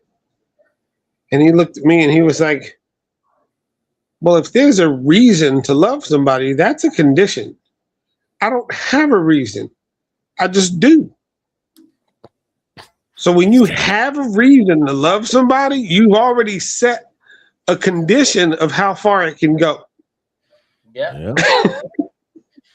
And me, like I said, I don't know, man. It's just like when I paid attention to, I was actually speaking with her about this yesterday.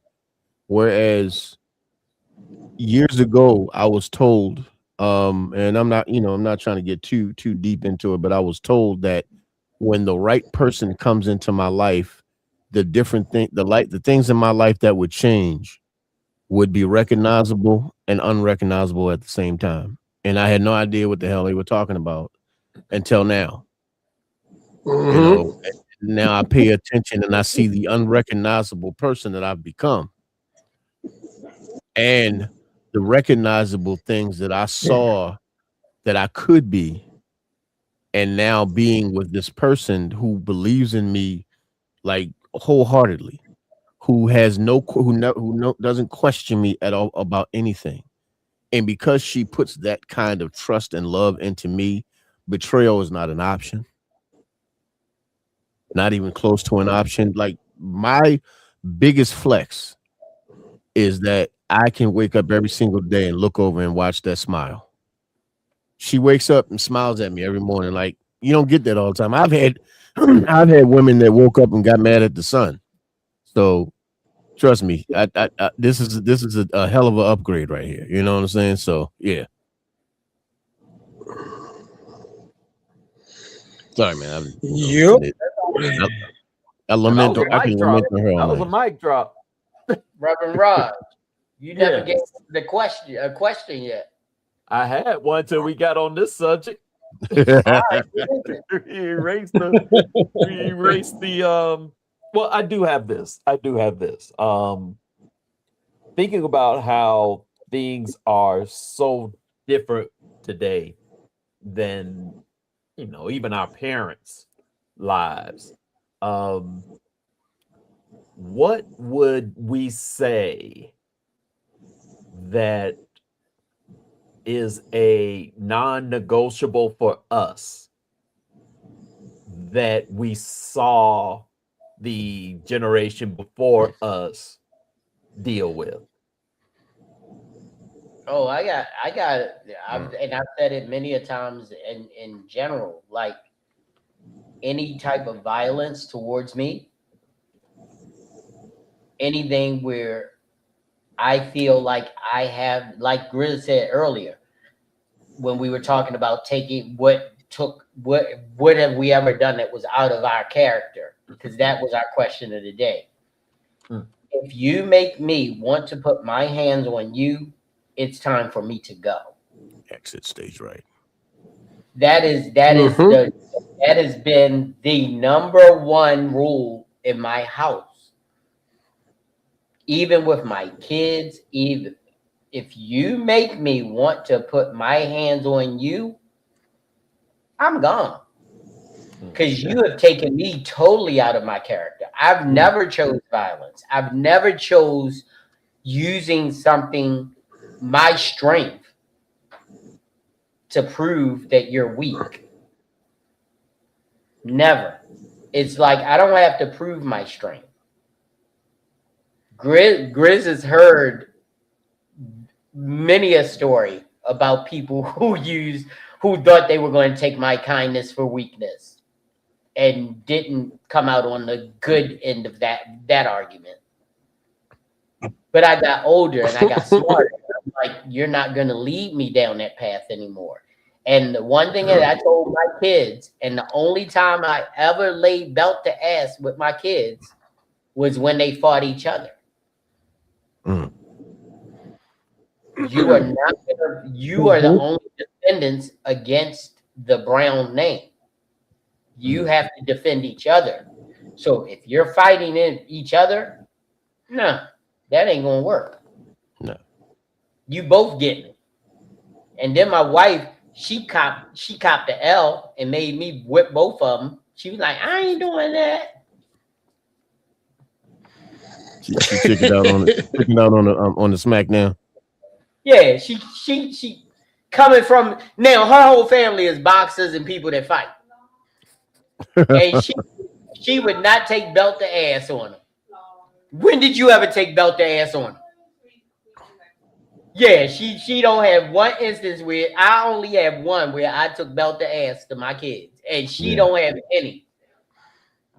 She said, "Stay on top." You know what? I ain't gonna. I just read what Kimber said, and in many cases that's true, but that's also once again where intention comes from, because people can look at their finances as a problem, or they can look at it as a building tool, because some people worry about who makes more, who makes less, who doesn't make any damn thing at all. And what you're not really paying attention to is if you're both working, you both still have an opportunity to build something, regardless of whether you're making more money than me or I'm making more money than you. If we're intentional with each other and we're trying to build a household, build a generation of wealth, build a family, we sit down, we have a conversation, and we make that situation happen. The problem with people is everybody's worried about who can buy a $500 meal on the first date, Well, who can spend the most money on Balenciaga shoes and bags and shit like that. And people are worried about the wrong things instead of building. There are many opportunities right now to build generational wealth, but people are worried about who makes more and what they do to get and all this other stuff. They're not worried about they don't have their eye on the main prize, which is building wealth together. Here's another thing about that generation. It's called checklist winches, because I don't want to say that word. We have a pastor in front. But checklist winches. If you got a checklist, then you're never going to find the man that you need to be with.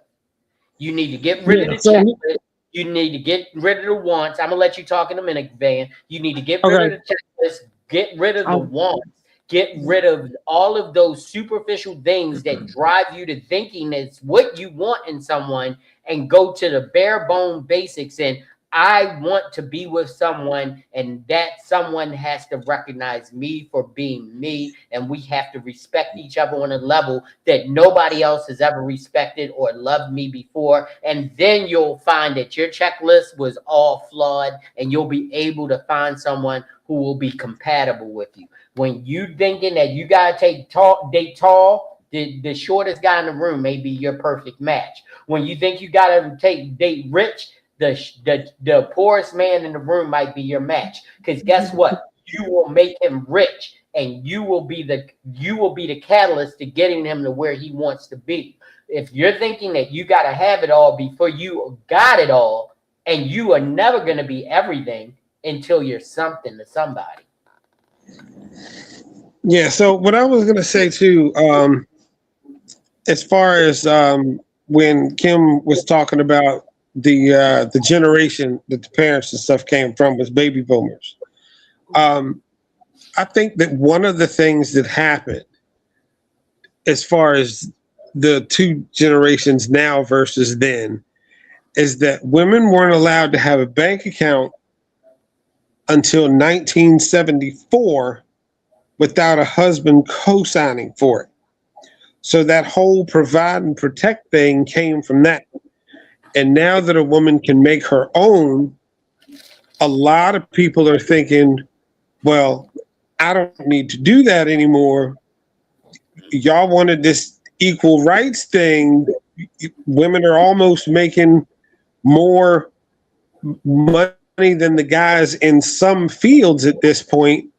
So this current generation doesn't really understand what that protect and provide means. And I think that's causing a lot of stuff to fall off the slope. Yeah. Because that's not what it means. Go ahead. Well, yeah, what because that's not what it when means. it comes to that financial thing, and one, we as Black people have been on the short end of the financial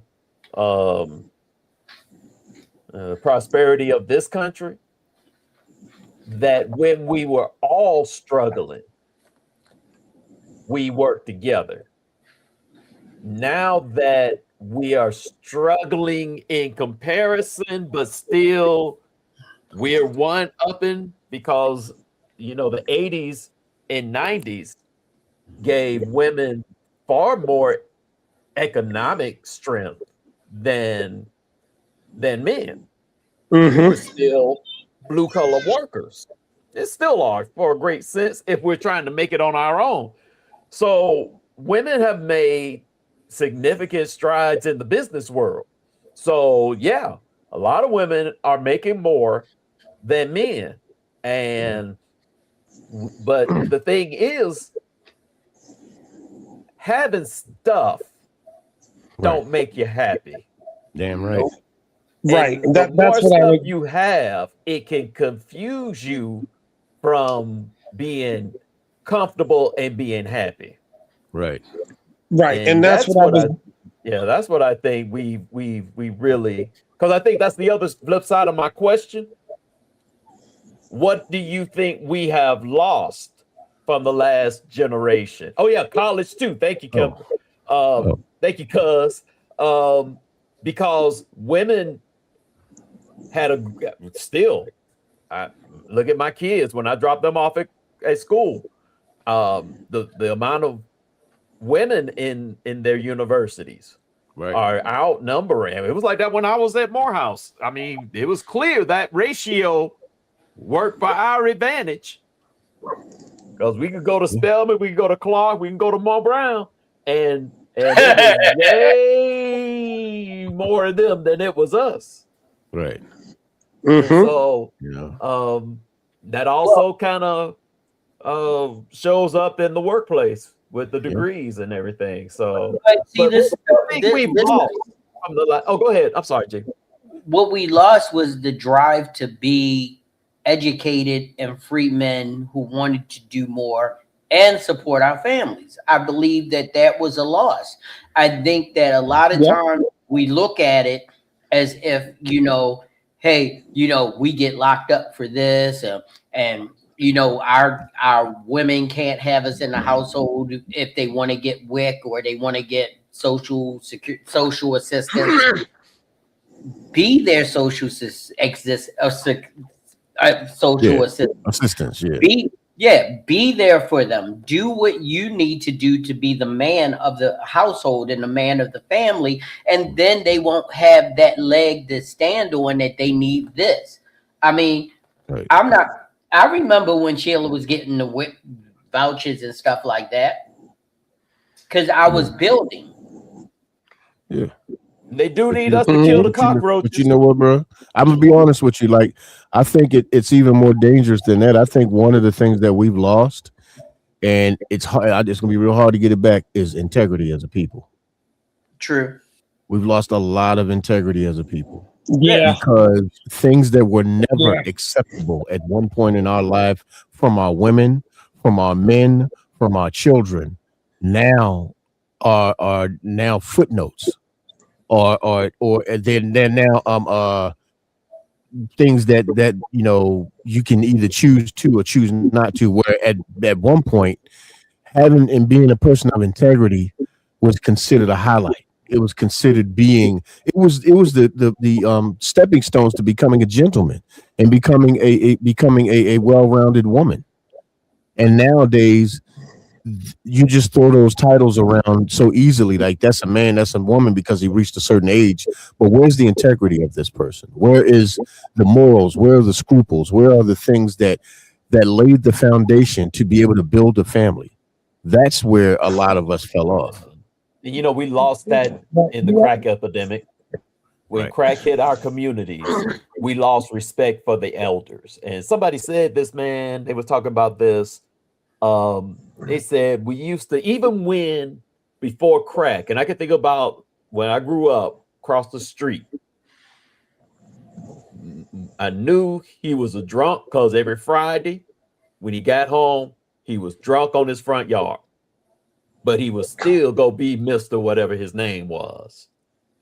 And crack brought folk down so low that and everything was so public and out that we lost a lot of respect for elders because kids saw a lot of people that were, and it was a disease that was dropped off in our neighborhoods specifically for us, specifically to bring us down, and to see people that you respected, teachers and people that had good jobs, now on the street, just trying to get a rock. Yeah. And that perpetually, the way we lost respect we didn't get respect after that because respect would come down. Even if you knew they were doing things, you still well, that's still Mr. So and so. That's Right. still Miss So and so. Right. And Right. you get a whooping if I ever made fun of man across the street from us. Right. Well, I get the biggest whooping. Call him by his first name. Oh, I wish I would. But now we just don't, and I see it so much. Kids now, no respect. As a preacher, funerals, people used to pull over. People walking would take off their hats. Now, folk cut in and out of the funeral. You got to look both ways. yep. Yep, they don't And- respect the funeral procession at all. Yeah, they don't respect nothing. Yeah, Nope. the Don't respect is definitely anything. gone. Well, look, people, you know this is way past our bedtime. We are way over time. But the whole idea is that if the conversation is cooking, I'm going to let it stew a little bit. But I just want to bring Grizz up tonight so he can tell you what's going on with the Sophisticated Grizzly and everything that he got going on. Well, everybody, I would say sometime in July. I'm not going to say the exact date, but sometime in July we will be returning with the Sophisticated Grizzly podcast. It's going to be a different format, but it will still be entertaining as well. And right now, I just released another Teddy file, so go check that out on the on my fragrance page. So go check that out over there, and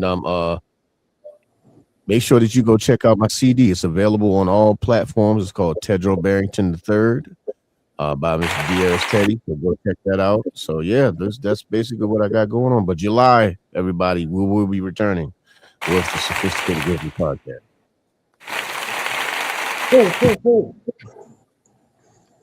Look, I just want to thank you all for coming. Well, hold on.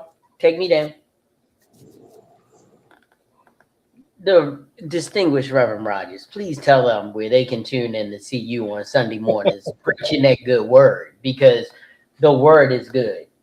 Yeah, absolutely. And I had to put off. We lost our one of our deacons, actually chairman of our trustee ministry. We had his home going on Sunday. So we are at the Bethlehem Palatka. That is Palatka.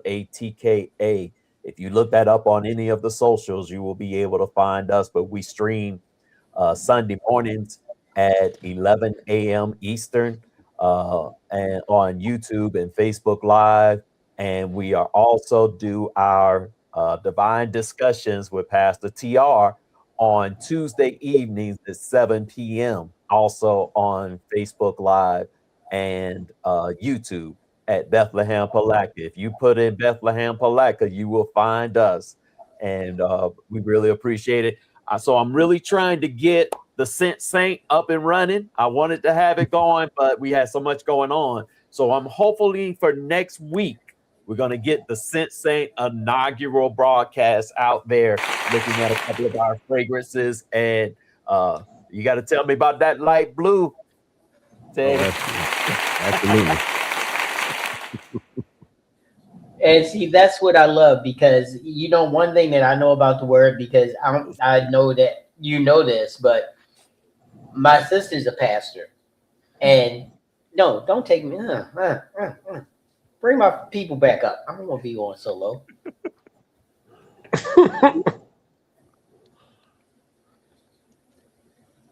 I'm taking the mouse next week because that ain't right. Anyway, but what I wanted to say is that you are an amazing example of meeting people where they are and putting the word where they are so that they can be a part of the word.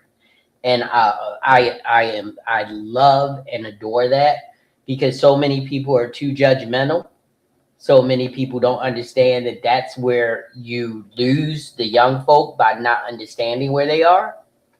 And when you're a part of the digital community and you are doing things the right way and you are sharing the word the right way, it will get to the right people when they need it. And thank you so much for coming on our forum. I appreciate your candor and your I mean, you're just down. I like you. You that's why when Rev Rogers come, I'm gonna start sending you the link every week. You just come when you can. But Thank you, man. Yeah. And let me say this before you get to yours. Yeah.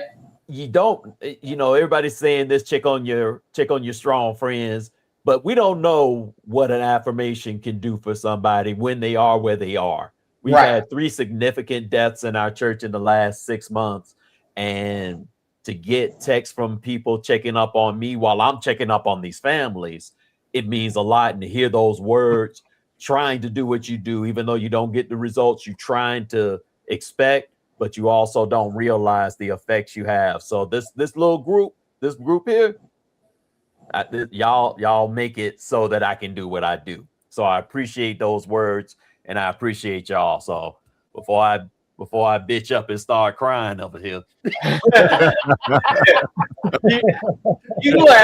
glad me and Sheila gotta take a trip to Palatka. y'all do, man. Come on. There's a place here called Corky Bells. Uh-huh. One of my friends from Jacksonville came down. He was seeing his daughter a town over. He came over, man. He fell in love. So he'll probably be back real soon. And I'll make sure y'all get some good seafood out on the river. And it's a guarantee. You about to have me putting these on just now. Got him. Come on down. I was about to put them on now. I had to come through. I had to come through like this here. You know what I mean? The first like that cold there, snap y'all get, come on down here. It's gonna be 20 degrees warmer. And this is the fun part. I'll play and Grizzle sing. Ooh, y'all. And there it is. I thought me not let y'all go. Don't play with me. Don't play with me. These fingers are lethal. We'll find y'all a house down here. The upper room. Don't play with me. Don't play with me. Don't play with me. Don't threaten me with a good time. But we would like to thank you all for coming in for this. You got to do yours, JB. Do my what? Well, we can catch you and everything. Oh, no. You're here. So I did my job.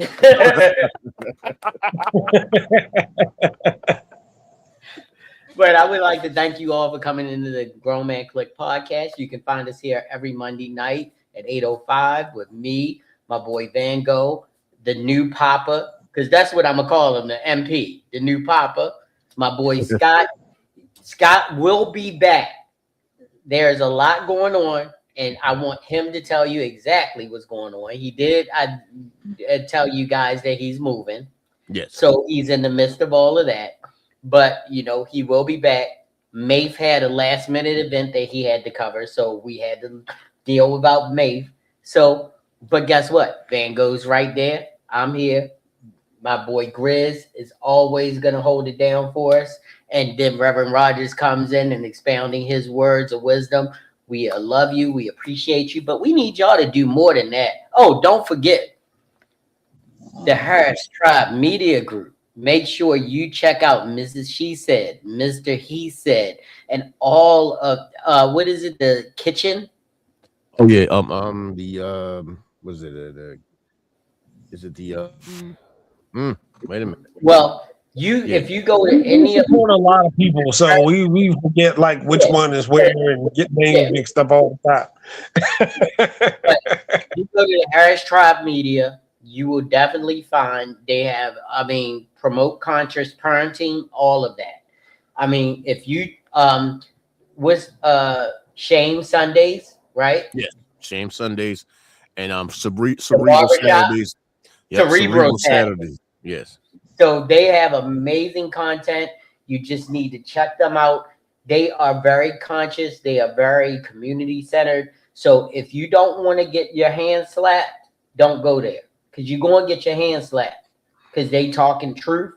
And I thank you for the kitchen medicine cabinet. That's what it is. that she said, the kitchen medicine cabinet. See, that's why my wife is here.